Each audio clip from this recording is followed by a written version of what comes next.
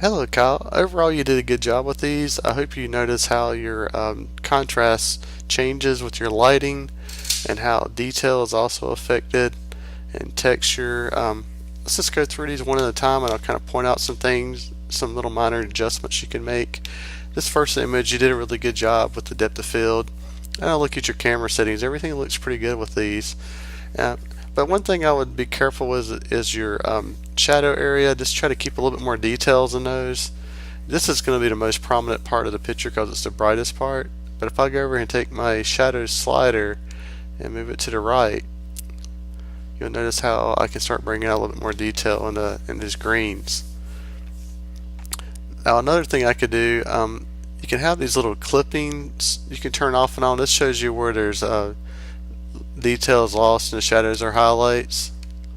So I'm going to turn these on for a minute. I usually leave these off. I'll usually hold down the Option key, and if I do that, you'll see where it'll be black, and I can just adjust my black slider in here, and I might be able to get rid of that. But since this is a JPEG file, it's not really a big concern.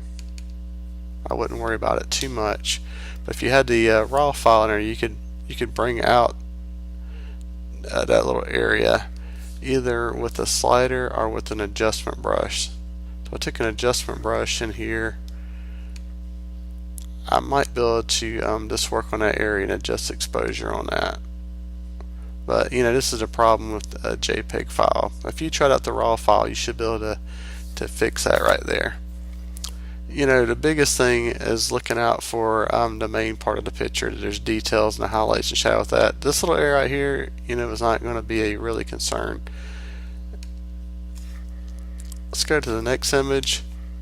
I have this clipping still on, and I typically turn these off, but it's good to see where your blown out details are at. So there's no detail in this part of the image. This is a good image. If you looks like the meter and the whole image looks like it's a little bit overexposed. If you could meter a little bit more with the leaves here, when you metered your brightest part and your darkest part, looks like you might have metered the darkest area, and everything is very overexposed. If you metered this would be definitely underexposed in. This might be a good bracketing image for you. But if you were to just take the exposure back on this quite a bit, and you'll notice right here in my whites it peaks at this point. So I can move everything to the left on my histogram and fix that some. And then if I wanted to, if I had the raw file, this is a good time that I can use the gradient tool. So I can take the gradient tool and drag it across here and adjust the exposure back a little bit. Now it's not going to work so good with a JPEG. At the raw file, you're going to notice where you're going to get some of this detail back in the sky, and you can take this and kind of play around with it and pull it to about wherever you want to.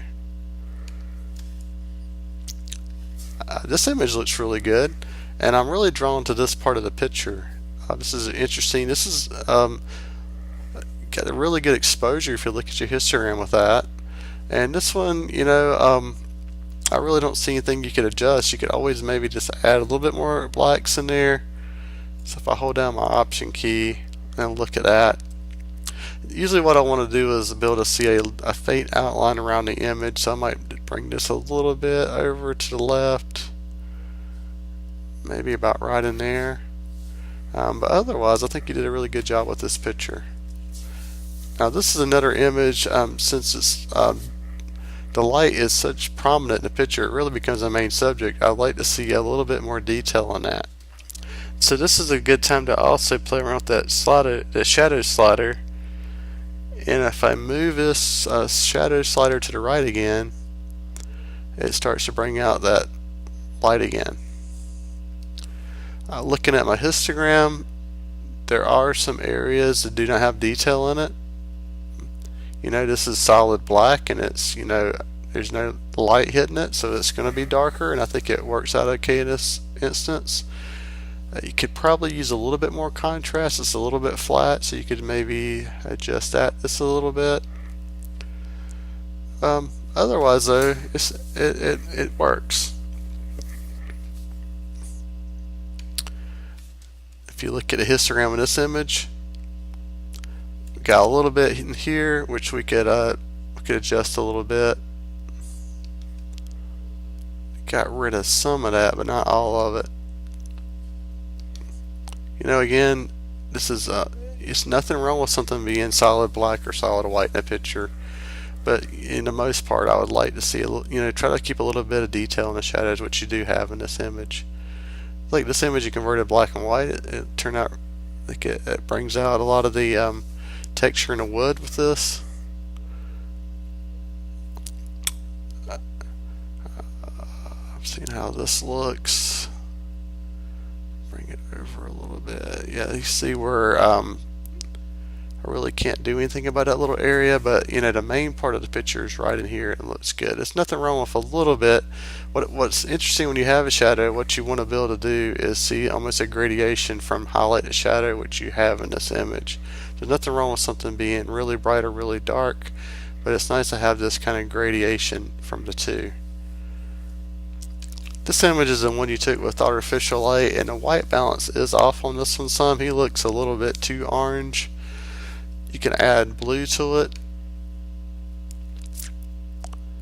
and it's going to be kind of hard to get a true color out of this. I could use the white balance tool. Just look for something kind of neutral. It's probably somewhere right in there, and you can kind of click around. That's probably going to be the closest I can get it there. There is some blocked up areas in the shadows here. Could bring out a little bit of detail there. A little speculative highlight in there. I mean, there's nothing wrong with that. I can try to fix that a little bit. So let's go through these one more time and just kind of see the before and after the adjustments I made. So we can see this one where I really just brought out detail into greens by adjusting your shadow slider to the plus. This one I cut the exposure back over a stop. It's like 1.3 stops. I created a gradient tool across here. Again, if you had this raw file, you did what I did, you would be able to see a lot more sky added back to it. This one I didn't make hardly any changes, maybe just add a tad bit of black to the shadows. I think you can see a lot of changes in this one. Just bringing out a little bit more detail into this lamp. This one, not so much changes. I did adjust the shadows a little bit and the blacks. You might get back and say, well, the original file looks a little bit better. I did brighten at the bottom of this a little bit, but I don't mind what you did to it originally. It looks pretty good. I don't have any really big problems with that. And then this one, I think it looks better with the white balance change. The exposure and everything looks pretty good. We adjusted the exposure. You had a little speculative highlight right here, which it could work. It doesn't really bother me too much, but I just cut back the highlights on this. Overall on the image, I could use the adjustment brush and just brush this area if I wanted to, and I brought a little bit more shadow detail in that, and I adjusted the white balance. But I think you got a really good job overall on this, Kyle. I think you got the hang of it. I'm looking forward to seeing what you come up with next. Let me know if you have any questions.